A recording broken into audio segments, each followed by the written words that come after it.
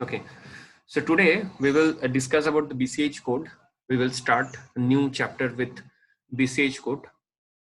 Okay, and before we start BCH code, first of all, we have to know some important concepts, and that concepts is from your previous lectures, from your previous pages, previous PDFs. Okay, so we will recapitulate first, and then we will start the BCH code. So first of all, let me tell you that what is the significance of the BCH code. So what is the purpose of BCH code? So you can see that it's written that in case of the cyclic code and the linear code, we are able to correct and detect single error bit by syndrome technique. You have already known to this. Okay, how to detect and how to correct the single bit error of code bit. Okay, so you have seen in cyclic code and the linear code, but this is the technique I'm introducing. This is called the BCH code. The name stands for Bosch, Choudhury, and Hockengen code, and they can be designed for any value of the error correction capability T. That means the cyclic code, in case of cyclic code and in case of linear block code, we are able to correct and detect only single bit, but in this code we will be able to correct or detect any number of error bit. Okay, so that's why they can be designed for any value of error correction capability T. So T is the number of error in the received bit. So if you remember that what was the significance of the syndrome, so we have received a code, and so if that code has any error, that means a single bit error, and that single bit error uh, is matching with the corresponding syndrome, so we can say that this position, that means the position the error position of the received bit. Okay, we can detect that position of the error, okay, on the received bit. So that is a thing. So in case of cyclic code and the linear code, we are able to correct and detect a single error bit syndrome technique, and but in case of BCH code, they can be designed for any value of the error correction capability T. That is, if there are errors at the number of received code bits and the number of error is greater than 1, then also we can detect and correct those error bits. So that is the advantage and significance of the BCH code. Okay, so this is the basic purpose of the BCH code. We were not able to detect and correct the error bit which is greater than 1. Okay, we were only able to detect and correct single bit error, but in case of BCH code, we are able to detect and correct any number of error bit, okay, by designing it corresponding to that purpose. Okay, so before we start deeply, we have to consider an important thing which is called the minimal polynomials. You can see on the heading that this is the minimal polynomials, and this lecture will be on minimal polynomials. So what is the significance of the minimal polynomials and what is basically the minimal polynomials? Okay, so you know that in the cyclic code,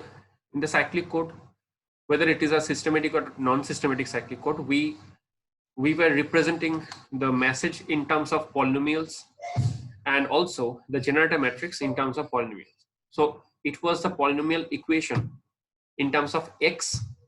Okay, so here also we will consider the polynomial. So it is said that minimal polynomial. So what is the minimal polynomial? So in case of cyclic code, message was represented in the polynomial equation, and also the generator matrix was in the polynomial equation. So that was basically Gx, and message polynomials was Mx. And to calculate the code polynomials, we have to multiply that message polynomials with generator polynomials. So that was the procedure. Okay. So by multiplying message polynomials and generator polynomials, we were developing the code polynomials. So that code which was generated, that was also in terms of polynomial equation. Okay. So now the thing is that in case of the cyclic code, we know that the code vector are generated by multiplying the message polynomial, that is Mx, and the generator polynomial, that is Gx, right? Secondly, any polynomial equation, you know that any polynomial equation consists roots, okay? And the number of the roots is equal to the degree of that polynomial equation. So suppose I'm taking this example, like 1 plus x cube. So this polynomial equation has the degree of 3. That means the highest degree, the highest power function, highest power of x. So that is basically the degree. So this is the degree of 3 because x cube is the highest degree.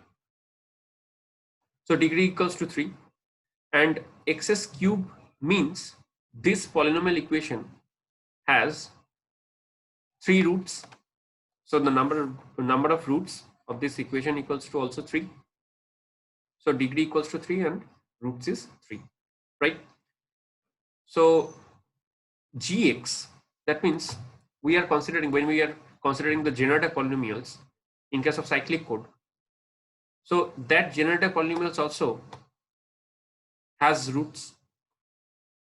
So being a polynomial equation, Gx also has roots, and that are in number equal to its degree. That means if you remember that when we were discussing about the cyclic code, non-systematic and systematic, so we were considering the Gx or generator polynomials. We were taking the example as 1 plus x cube. So this was our generator polynomials. If you see your previous lectures, or if you see your previous notes, so you can see that the generator polynomials we were considering, so that was 1 plus x cube, right? So this was the polynomial equation. So this has also roots. Okay. Now the thing is that,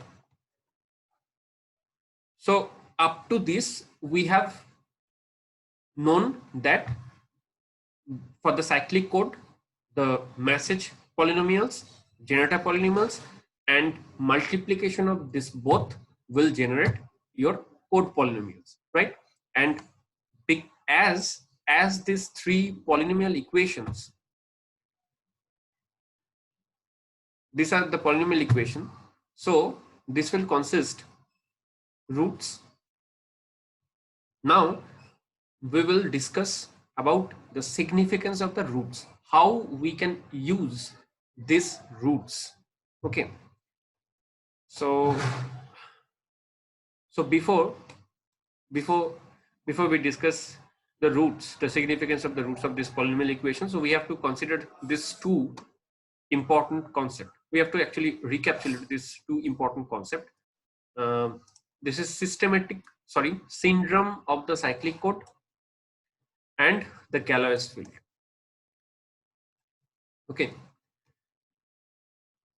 I'm again telling you, this lecture is about a complex thing.